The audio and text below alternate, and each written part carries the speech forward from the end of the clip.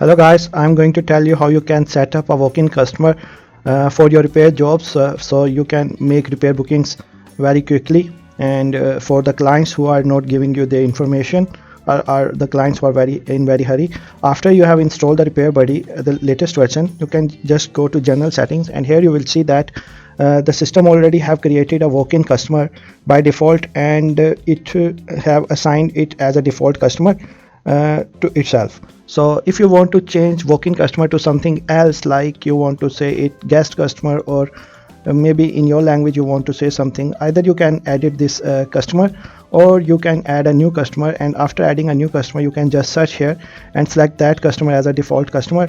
But if you want to just edit the same customer, you can say it guest customer and update it. You don't, maybe you need email or whatever you need, but if you don't need, then it's done. So you can see guest customer have been set up. And when you go to create a new job, or you go to create a new estimate, by default it will select that customer. By default it will select that customer as you can see. But if you want to change the customer, you can just simply search your customer here. If customer already exists, by their phone number, by their first name or last name, or by their email, or by their text ID, whatever information you have, you can try to search here. Otherwise you can add a new customer by just filling up this form. And once you have added a customer, in this case I am going with guest customer, you can just add other details, and you can complete the repair booking. And if you want to give an estimate to your customer, you can just go to add a new estimate, and here you will see that guest customer is already selected. And if your customer is not giving you information like front battery for iPhone X, and if device is available here, you can select the device. Otherwise you can add a new device by just clicking here and selecting brand and type. And if you know the IMEI number, add it. Device not need battery replacement.